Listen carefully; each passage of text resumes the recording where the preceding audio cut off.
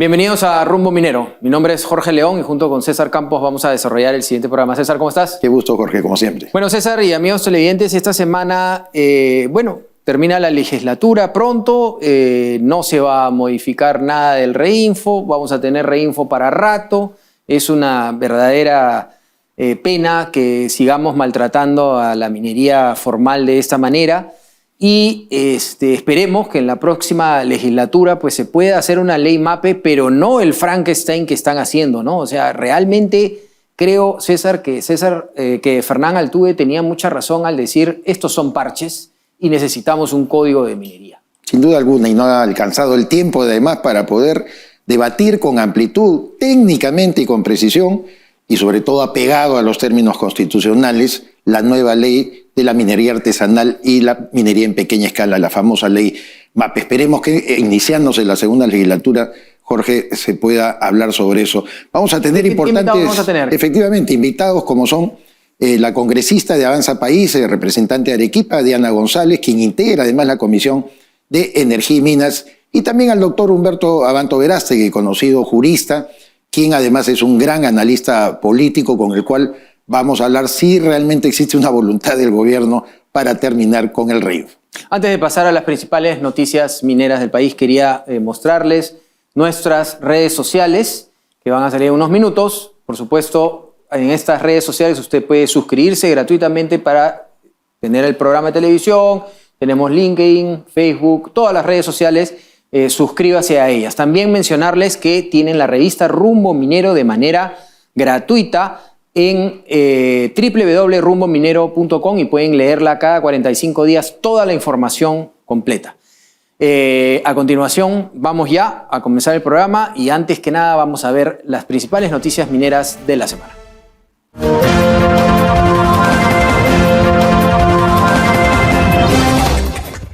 Presentamos las principales noticias mineras de la semana. La Sociedad Nacional de Minería, Petróleo y Energía alertó que el texto sustitutorio al predictamen de la ley que regula el régimen especial para la pequeña minería y minería artesanal MAPE, el cual incorpora 6 proyectos de ley presentados entre 2022 y 2024, mantiene y amplía varias disposiciones polémicas que podrían extender la informalidad minera, debilitar el control ambiental y generar distorsiones en el marco tributario nacional.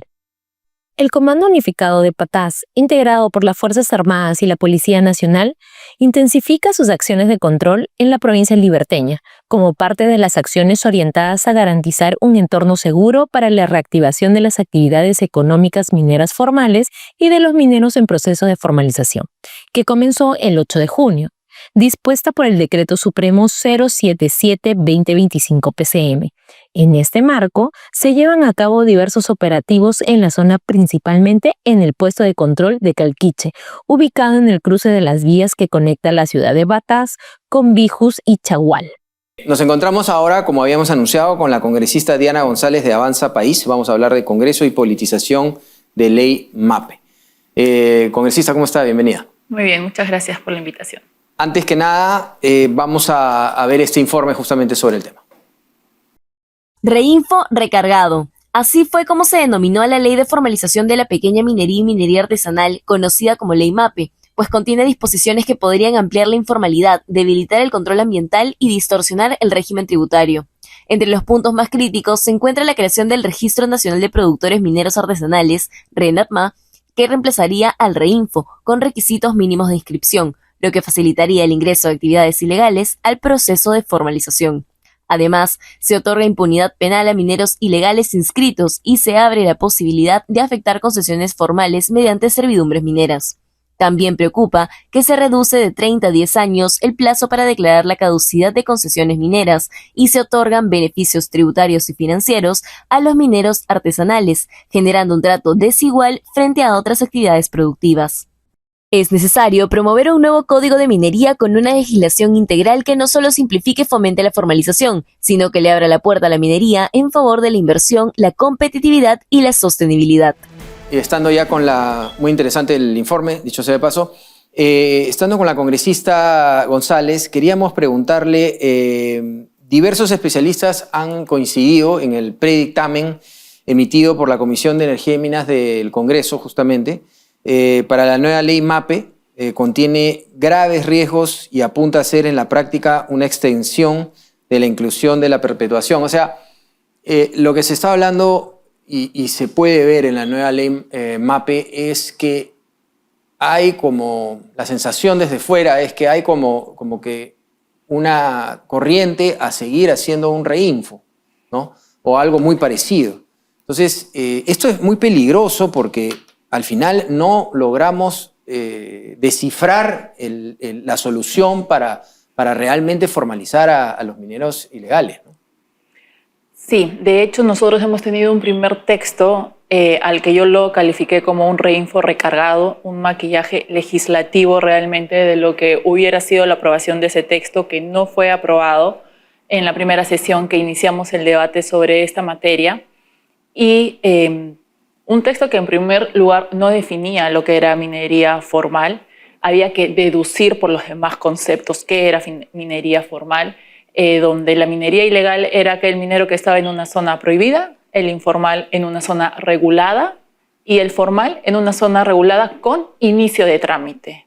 Y el trámite era DNI, RUC y coordenadas. Así de fácil, así de sencillo. Claramente tuvo muchas críticas por parte de algunas bancadas. Bancadas de izquierda apoyaban el dictamen en lo que pude escuchar del debate, en el primer debate. En la segunda sesión sobre este tema, a mí me llamó mucho la atención que la comisión haya hecho un esfuerzo por intentar encontrar algún consenso y mejorar ese texto. Ya encontramos una definición de minería formal. Igual creo que hay que hacer ajustes importantes a este segundo texto. Bueno, en este contexto, el titular de la comisión, el congresista Paul Gutiérrez, según ha revelado diversos medios de comunicación, ha recibido a lo largo de todo este tiempo visitas de los representantes de la minería informal, que van directamente a su oficina y es obvio que despachan ciertos grados de interés para que se puedan incorporar en el proyecto. ¿De qué manera, congresista, ustedes lo detectan? Porque sería interesante para el público saber eso, a fin de bloquear cualquier sesgo. En todo caso, mire cómo han recogido hasta 6 proyectos, que la verdad que dilata mucho también el debate, ¿no?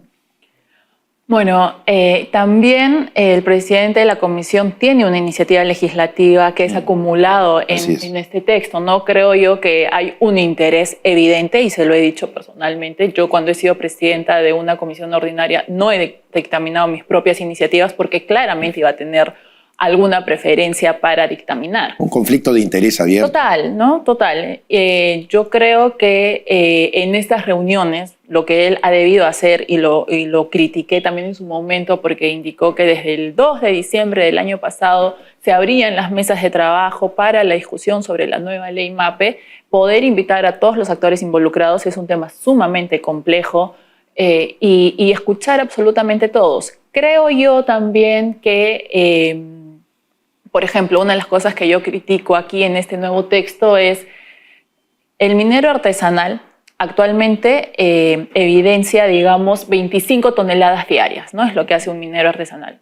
Eso no tiene nada de artesanal, en primer lugar. Entonces, ¿por qué van a doblar a 50 toneladas diarias para la minería artesanal? Esa es una crítica al nuevo texto que yo tengo.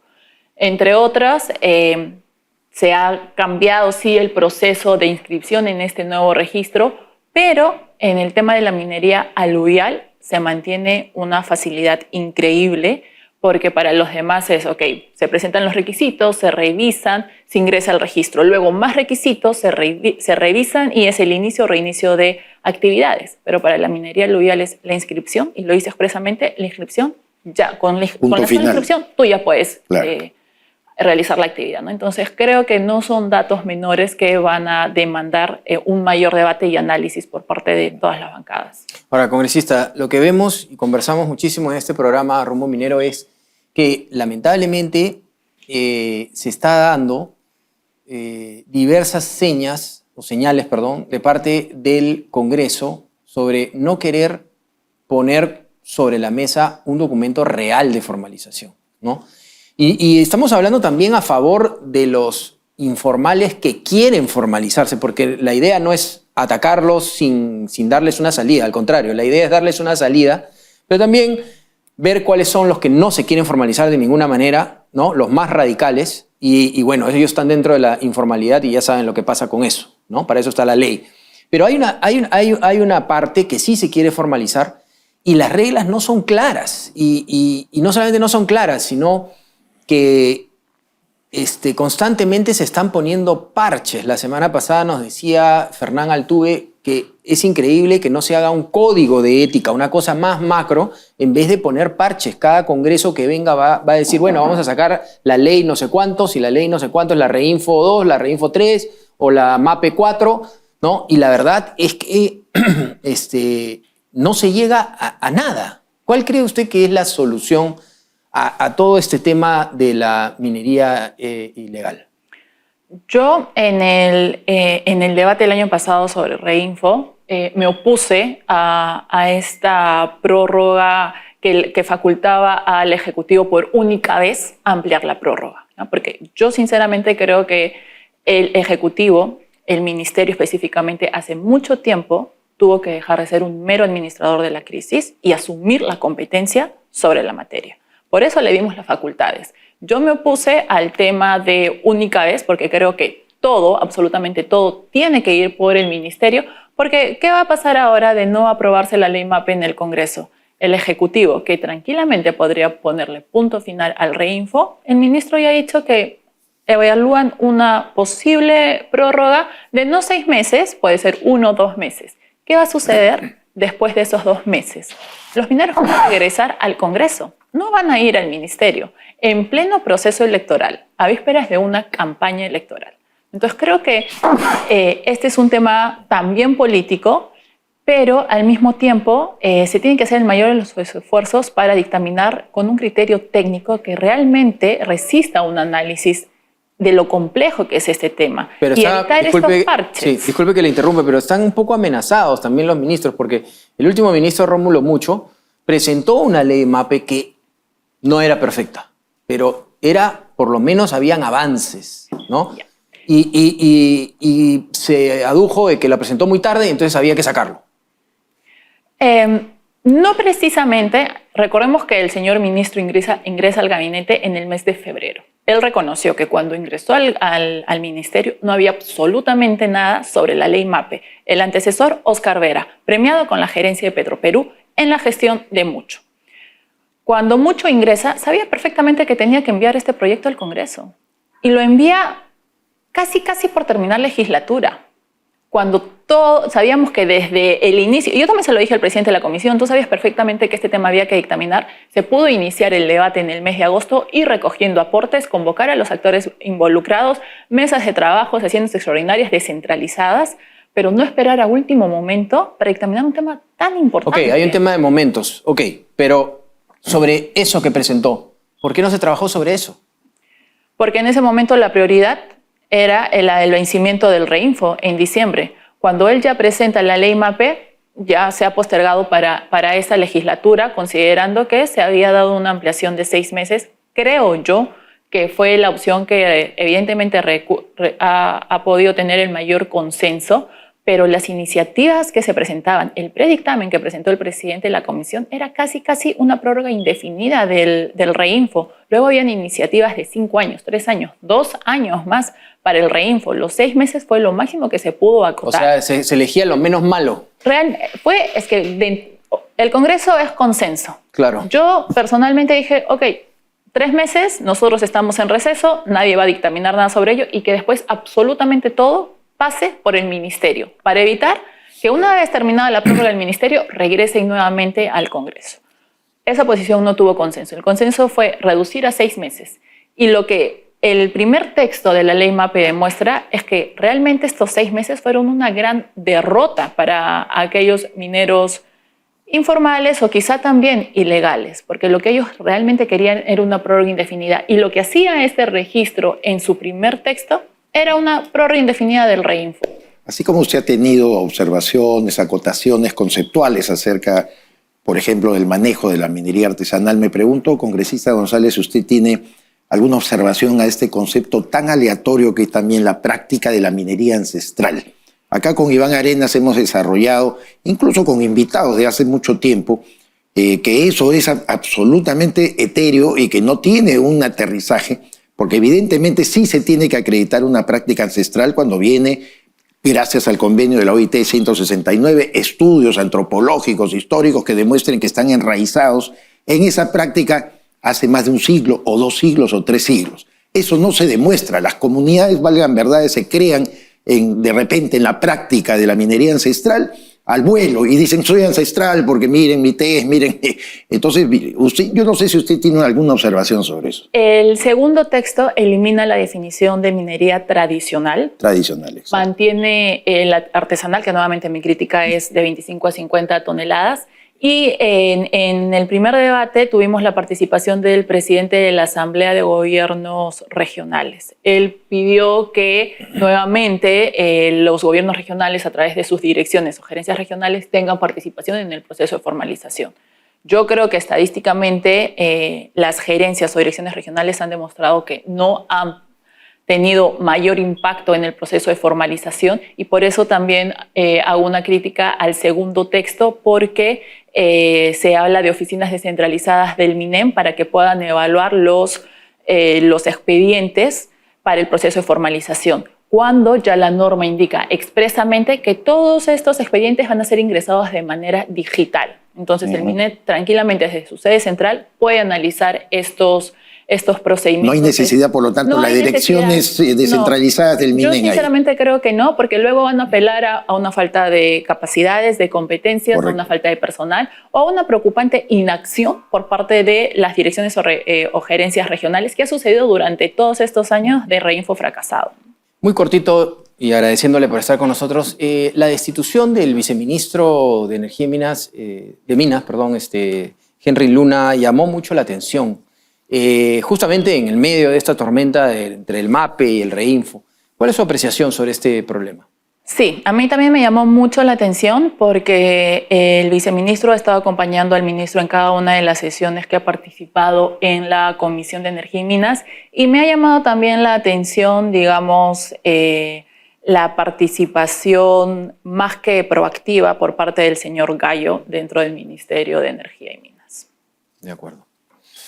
Muy bien, el tiempo se ha acabado. Le agradecemos por estar en esta oportunidad en Rumbo Minero y esperamos poderla tener en otro momento para poder estar un poco más al día sobre el trabajo que se está realizando. Y creemos que, bueno, es muy importante para los padres de la patria lograr tener un consenso, sí, pero que esté de la mano de la ley, ¿no? Que es un poco lo que usted está hablando. Un proceso ordenado, transparente y coherente a la institucionalidad del país. Exacto. Muchas gracias por estar acá. Vamos a una pausa comercial y regresamos. ¿Quieres posicionar tu marca y ampliar tu cartera de clientes en el sector minero? Participa en la revista minera más influyente de América y haz que tu marca llegue directamente a mineras, contratistas y a los principales tomadores de decisiones del sector minero. Con gran presencia en nuestra multiplataforma internacional, que incluye programa de TV, páginas web y redes sociales especializadas, con un alcance de 2.7 millones de personas. Pregunta por nuestros paquetes publicitarios anuales y anuncia en la revista Rumbo Minero, tu mejor herramienta de negocios en el sector minero. Invierte bien, invierte con los líderes. Mayor información en www.rumbominero.com. Bien, en nuestro bloque de América Mining nos encontramos ya con José González, ahora en nuestros estudios, editor internacional de la revista Rumbo Minero. José, ¿cómo estás? Bien, gracias. Un placer siempre estar de vuelta. Así es.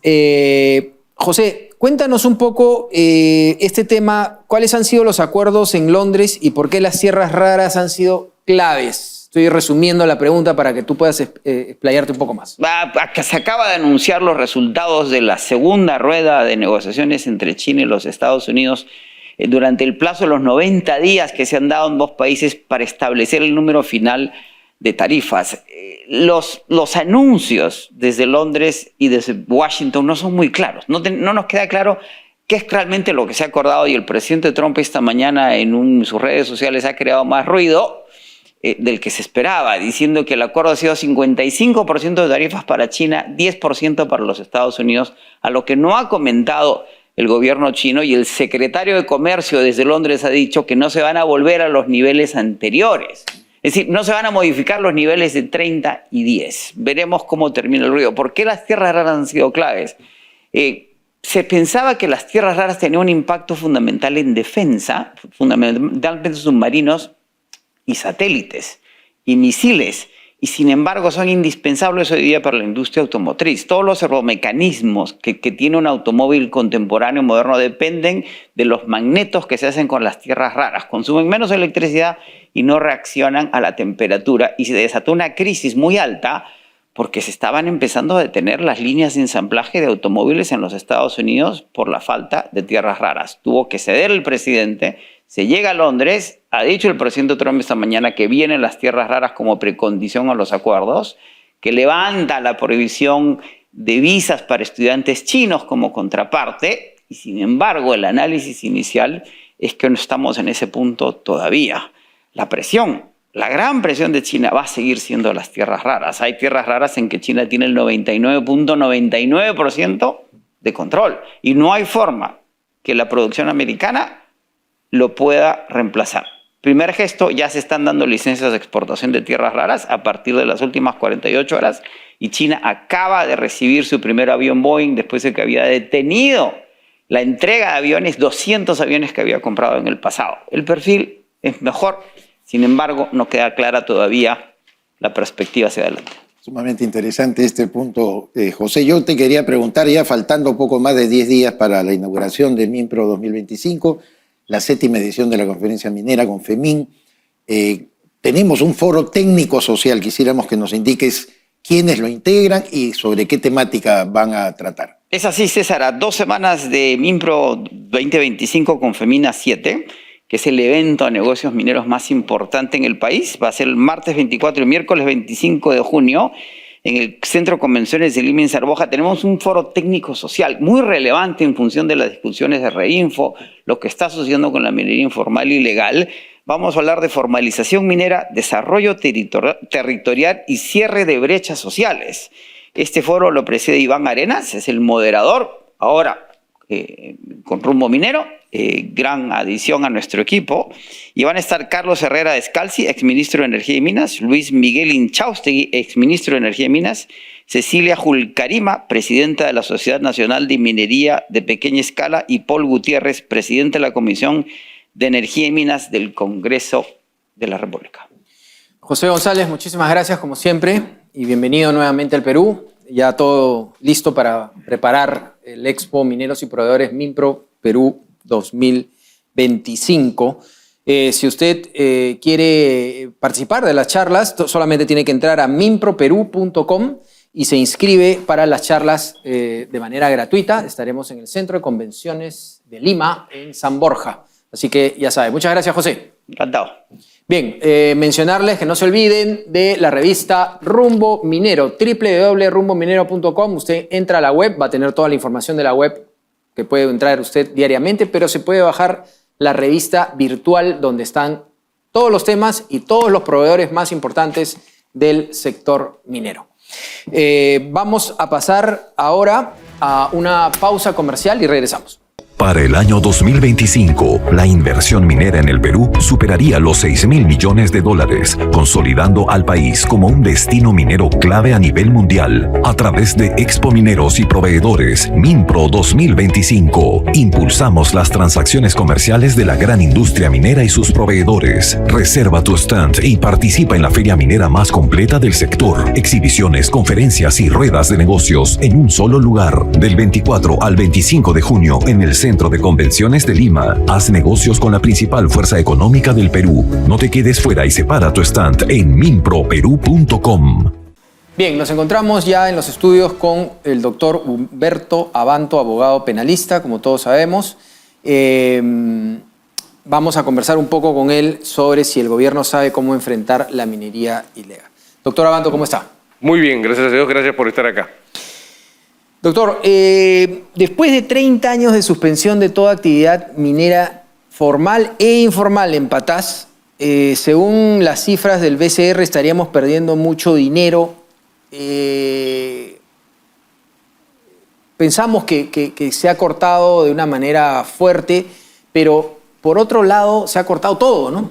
Es como que queremos matar un poco la situación, la minería ilegal, queremos parar es la palabra, parar la minería ilegal, pero terminamos también parando la formal. ¿Cree que se han manejado por parte del gobierno adecuadamente las cosas en Patás? No, yo tengo una visión muy crítica del asunto, porque lo que nos muestra es un médico que ante una infección su reacción es amputar. Y yo creo que nadie le aceptaría a un médico un tratamiento así. La cosa es que el gobierno ha querido reemplazar el trabajo de inteligencia operativa e investigación criminal e inclusive de combate urbano al crimen organizado que se manifiesta como minería ilegal, que es como hay que trabajar. Lo ha querido reemplazar con una decisión brutal. Voy a cortar toda actividad económica. ¿Qué cree que va a ocurrir el gobierno cuando pase el tiempo y se prolongue esta situación? Si bien nuestro tema, doctora Abanto, es la respuesta del gobierno, analicemos un poco un tema que a usted le he escuchado mucho mencionar, que es cómo el Estado también ha sido debilitado por esta progresiva infiltración ideológica, por cierto, de muchos sectores que con una paciencia tremenda han justamente reducido la capacidad de respuesta, no solamente represiva, han cambiado el sistema judicial, han penetrado en todas las esferas de seguridad interna, hasta en las propias Fuerzas Armadas como seguridad externa, de tal manera que me gustaría que usted le diga al público esto que muchas veces cuando los caviares y comunistas salen a decir, a mí me terruquean, qué gracioso, nosotros defendemos valores democráticos. ¿Qué cosa es lo que ha hecho esta gente realmente para reducir a su mínima expresión la capacidad del Estado? Ya no hablemos del gobierno. Bueno, yo tengo la tesis de que lo que se ha hecho es inocularle el virus del SIDA al Estado peruano. El virus del SIDA se caracteriza porque destruye el sistema inmunológico. Entonces uno no se puede defender. ¿Qué han hecho? Para empezar, miren lo que ha ocurrido con la policía. Un policía tiene miedo de usar sus armas porque si no, si hay un enfrentamiento y mueren, como diría un brillante ex ministro y ex parlamentario, mueren los delincuentes y no mueren los policías son sospechosos de formar un escuadrón de la muerte. Sí, pues. Y están siendo procesados por eso. Que eran justamente los operativos de inteligencia, más investigación criminal, más combate urbano. Que fueron la respuesta. Eso se desactivó en 2016. Cuando se inventó el cuento del Escuadrón de la Muerte, se achicaron las DIVINCOS, que eran las divisiones de investigación del crimen contra el crimen organizado, y creció la DIVIAC, por si acaso. Ahora, el crimen organizado y las bandas criminales se multiplicaron en ese lapso, que es cuando más el Estado peruano ha gastado supuestamente en la lucha contra el crimen organizado. En materia de Fuerzas Armadas, primero las hemos desarmado, y segundo, las hemos bloqueado con procesos de crímenes contra la humanidad. Entonces, ¿qué militar va a querer ir a cerrar este tema o qué policía va a intervenir si sabe que el resultado va a ser lo que le ha pasado a Prado Rabines o lo que le ha pasado al general Rivero o lo que le ha pasado a tantos otros militares? Nadie. ¿Y qué va a suceder entonces con el ciudadano? Si el mecanismo, si nuestros glóbulos blancos, si nuestros leucocitos no funcionan, las infecciones nos van a devorar. Ese es el punto central en esta discusión. De acuerdo. Ahora, ¿qué le parece la decisión del gobierno de al ver estos 13 lamentables, 13 muertos en Patás, revoca 1.425 reinfos que no estaban, digamos, en regla, en la libertad? ¿Por qué no hacerlo en todo el país? Es que, a ver, vamos por partes. Toda persona tiene derecho a un procedimiento administrativo, a un debido procedimiento administrativo. El gobierno no puede tomar una decisión y dictar, cancelo todos los reinfos suspendidos porque las razones de las suspensiones no son iguales en todos los casos. O sea, necesitamos esclarecer eso. En segundo lugar, el primer problema que tenemos que entender es que yo quisiera hacerles ver esto. La izquierda marxista en el Perú se dio cuenta de cómo funciona el modelo económico. Y se dio cuenta de que la minería es el motor del modelo económico porque el Perú es un país minero. Y logró finalmente consagrar esto en este eslogan absurdo que ganó una elección. Agua sí, oro no. Como si la minería y las demás actividades estuvieran excluidas entre sí. Eso ha hecho que el Perú, o sea, todos seguimos mirando las cifras en soles, pero no estamos mirando los volúmenes de exportación. Exportamos menos, recibimos más dinero porque hay un boom de precios, pero exportamos menos. Es decir, han sofocado la minería. Hoy que tenemos este boom de mineros informales, en vez de tomar a los mineros informales y usarlos para revertir esta tendencia y hacer que la minería prospere en el Perú y el Perú prospere con la minería, estamos encerrándonos en una guerra que va minería formal contra mineros informales a los que quiero convertir en ilegales necesariamente. Ahí hay un arma que tiene que ver con la política económica, que es no simple economía ni simple legalidad, es política. Sacar adelante al país necesita revertir este credo de que la minería es mala, que se está revirtiendo por efecto del mercado.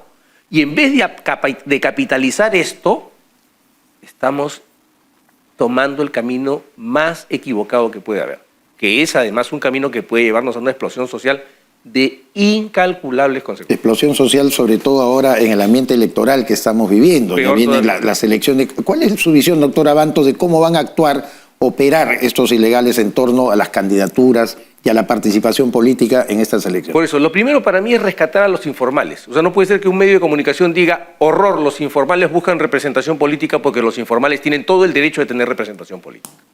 O sea, ese discurso de vamos a excluir a los informales en un país con 75% de informalidad es un discurso absolutamente increíble. Pero convendrá que hay que un poco reducir esa brecha también, porque a veces tienen pues una frontera un poco clara sobre el tema. Pero es que si jalamos hacia acá a los informales, la ilegalidad se convierte en un problema menos grande de lo que estamos planteando. Es totalmente. Podemos resolverlo. El segundo punto aquí es que los mineros ilegales disfrazados de informales van a querer penetrar en las organizaciones políticas. Pero a mí lo que más me preocupa, y se lo adelanto desde ya, es que creo que vamos a tener elecciones en 2028. ¿Cómo así? Muy sencillo. Los candidatos que se están presentando son manifiestamente radicales. El señor López Aliaga no dialoga con nadie y sus respuestas son muy duras a quien lo critica. Philip, todavía nos vemos mucho de los candidatos de la izquierda. El señor Alanoca quiere reponernos en Bolivia. Cree que el señor Evo Morales hizo una gran cosa en Bolivia y habría que preguntarle a los bolivianos. Vamos a tener un Congreso con no menos de 12 bancadas. Si no se elige un presidente que sepa dialogar y que pueda construir consensos y que pueda ser capaz de vencer el mito que creó la izquierda caviar en el Perú de que la negociación política es lo mismo que negociado político, ese gobierno no se va a poder sostener. Hoy el Perú tiene, volvemos al tema de la informalidad, una república parlamentaria informal. Este ya no es un régimen presidencial. La señora Boluarte no está sostenida sobre sí y el sistema no se sostiene sobre ella. La señora Boluarte se sostiene sobre el Congreso de la República. El próximo presidente va a tener exactamente la misma situación. Y si no es capaz de construir unos consensos que van a ser muy precarios en un país como el nuestro, que además tiene una profunda tendencia fratricida por ambas vertientes de nuestro mestizaje, entonces lo que vamos a tener son elecciones en el 2028.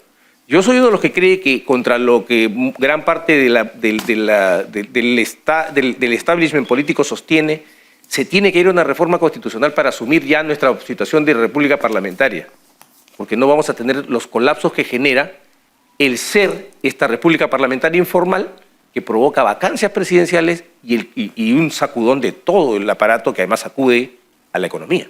De acuerdo, muchísimas gracias por estar con nosotros. Nos ha quedado, como siempre, corto el tiempo. Esperamos tenerlo en otro momento, doctor Abanto. Gracias.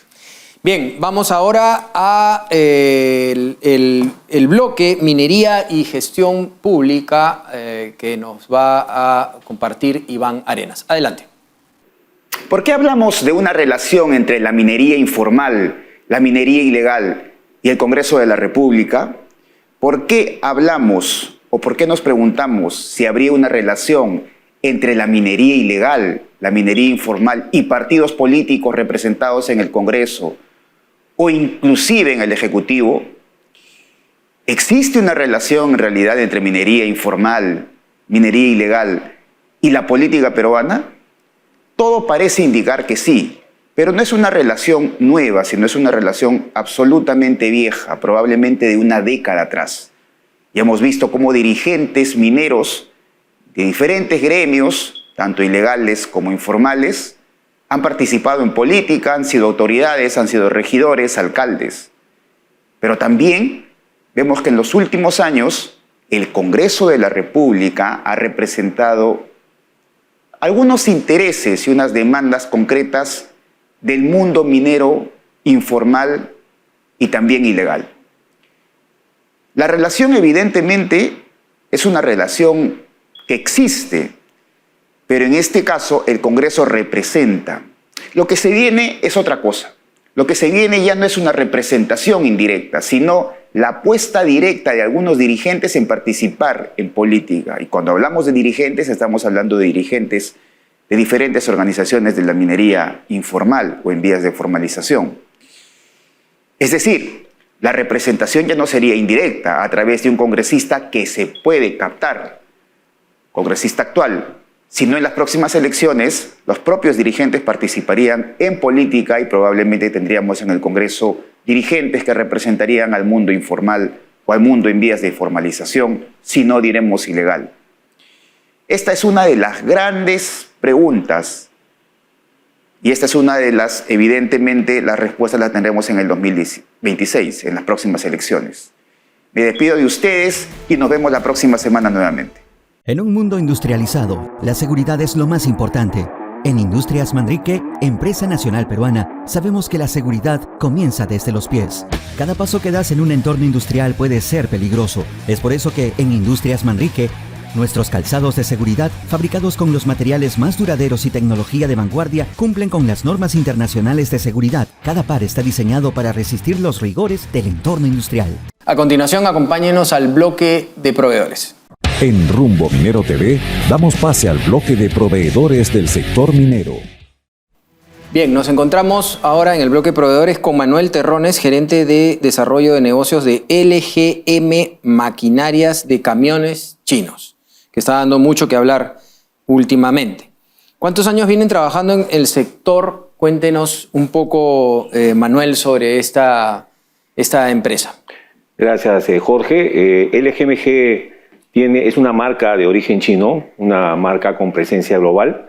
Tenemos en el Perú más de 10 años, pero la distribución con nosotros tiene casi 3 años. Hemos alcanzado una importante presencia en el sector minero en el país y estamos muy contentos con los resultados y con muchas expectativas en el futuro. Manuel, coméntenos cuáles son los planes comerciales para este segundo semestre de 2025 que tiene LGMG. Gracias, César, por la pregunta. Mira, LGMG es una compañía que tiene soluciones de acarreo, de carguillo, perforación y trabajos en altura. Tenemos importantes proyectos y una diversidad importante de minas con las que estamos trabajando para alcanzar soluciones mineras en acarreo y carguillo. Nuestro objetivo es llevar la solución a la mina. Nosotros no vendemos máquinas, nosotros entregamos soluciones. Y nuestros equipos van acompañados con un grupo importante de técnicos peruanos y chinos respaldados por una organización con una infraestructura en cada mina. Y justamente para terminar le quería preguntar sobre eso. En minería es muy importante el postventa y la calidad del producto. ¿Cómo trabajan el postventa? Es nuestra gran preocupación y el foco al que tenemos en LGMG. Nosotros, por ejemplo, tenemos en este momento una importante operación con más de 38 máquinas trabajando en una importante mina del país. Tenemos más de 40 técnicos instalados en la mina con inversiones de más de $3 millones en repuestos, con oficinas de capacitación, oficinas para los ingenieros, almacenes, y tenemos excelentes resultados. Hemos alcanzado, por ejemplo, en esta operación minera disponibilidades mecánicas superiores al 95%. Y estamos muy satisfechos con los resultados, muy agradecidos con la confianza del sector minero y esperamos seguir participando en mayores necesidades del sector en los próximos meses. Muy bien. Manuel Terrones, gerente de desarrollo de negocios de LGMG Maquinarias Camiones Chinos. Felicitaciones por la gestión y esperamos tenerlo en otro momento en Rumbo Minero. Muchas gracias, Jorge. Bien, ahora tenemos un importante anuncio de Expo Mineros y Proveedores Minpro. Si usted no ha tomado su stand aún, puede hacerlo. Adelante con el anuncio. Para el año 2025, la inversión minera en el Perú superaría los $6.000 millones, consolidando al país como un destino minero clave a nivel mundial. A través de Expo Mineros y Proveedores Minpro 2025, impulsamos las transacciones comerciales de la gran industria minera y sus proveedores. Reserva tu stand y participa en la feria minera más completa del sector. Exhibiciones, conferencias y ruedas de negocios en un solo lugar. Del 24 al 25 de junio en el Centro Centro de Convenciones de Lima. Haz negocios con la principal fuerza económica del Perú. No te quedes fuera y separa tu stand en minproperú.com. En nuestra segunda entrevista del segmento de proveedores, ahora tenemos el gusto de presentar a Carlos Ochoa, quien es gerente de Industria y Consumo de Indra Group, un grupo español muy importante que tiene su representación en el Perú a través de Minsait. Carlos, es un placer recibirte y muchas gracias por acompañarnos. Cuéntanos acerca de Minsait y la presencia consolidada que tiene ya en el sector minero. ¿Cuáles son las principales soluciones que vienen implementando en el sector y cómo contribuyen a enfrentar los desafíos actuales de la seguridad patrimonial? Sí, Indra Minsait ya tiene unos años trabajando en el sector minero peruano y también global. Esa experiencia nos ha permitido enfocarnos en tecnologías avanzadas que ayudan a los clientes del sector a conseguir eficiencias en sus operaciones, básicamente. Es importante mencionar los proyectos que ya tenemos implementados en algunas empresas mineras del Perú, que parten desde la consultoría, donde podemos montar unas oficinas de transformación avanzada, en la cual se incluyen consultorías de procesos, consultorías estratégicas, consultorías de ciberseguridad, consultorías de seguridad patrimonial, y a su vez también implementamos tecnología de punta que tiene que ver en el mundo de la ciberseguridad, de la data analytics y también de la seguridad patrimonial. En el caso de la seguridad patrimonial, nosotros estamos ayudando al sector minero para combatir la minería ilegal, donde tenemos soluciones punteras, donde ayudamos a las compañías mineras basadas en inteligencia predictiva a prevenir amenazas o ataques de la minería ilegal, tanto en la parte subterránea, superficie, como también el control del espacio aéreo. Ahora, cuéntanos un poco la transformación digital. ¿Qué es lo que propone Minsait hoy en día, Carlos? Jorge, la transformación en minería no se ha venido dando a la misma velocidad que otros sectores, como por ejemplo servicios financieros, donde esta historia empezó hace 10 años. Aquí en Perú, realmente el sector minero hace 3 años empezó ya a interesarse en la transformación digital del negocio. Y nosotros venimos acompañando como socios estratégicos a las empresas mineras en estos trascendentales desafíos. Yo te diría que parte importante es que, a diferencia de otros sectores en el mercado minero, lo que se busca con la transformación digital es las eficiencias en el back office, en la operación, para que cuando hayan épocas de precios bajos de los metales, pues siga siendo una operación rentable, ¿no? De acuerdo. Muy bien, y queríamos permitirnos que nos puedas hablar cómo distinguen a Minsait frente a otras propuestas que tienen las mismas características. Yo te diría que la parte importante es la especialización, el nivel de conocimiento que tenemos del sector minero. Son personas, el equipo que tenemos en Perú y también a nivel global es personas que conocen los procesos end-to-end de un sector minero, las operaciones en planta, en mina, los grandes desafíos que vienen por el tema de sostenibilidad, de eficiencias y también de seguridad. Y creo que estamos alineadísimos con esos retos. Tenemos un equipo de personas altamente capacitado, procesos bien definidos, con altos estándares, pues somos una compañía que se basa en procesos Lean y TIL, todas las mejores prácticas del mercado y contamos con todas las certificaciones. Y además, yo te diría, un punto importante es la tecnología de punta, ¿no? Tecnología propia de Indra, que también integramos tecnología de las principales empresas tecnológicas globales que son partners de Indra. Y el otro punto importante es la experiencia. O sea, nosotros contamos con experiencia ya en el sector, no solamente aquí en Perú, también en Chile, en Colombia, en Brasil, en México, en Europa. Así que también eso es importante. Carlos, te reiteramos nuestra gratitud y además felicitarte por el éxito que tiene la empresa, sobre todo en esta aplicación tecnológica que es tan necesaria y moderna para la minería sostenible. Carlos Ochoa, gerente de Industria y Consumo de Indra Group de España, estuvo con nosotros acá en Rumbo Minero. Bien, muchísimas gracias a todos por estar con nosotros. César Campos, como siempre, muy amable. Mi nombre es Jorge León y junto con César Campos hemos desarrollado este programa de Rumbo Minero. No se olviden la importancia de la minería para el Perú, todo aquí en el programa Rumbo Minero. Así que los esperamos el próximo fin de semana por esta misma señal.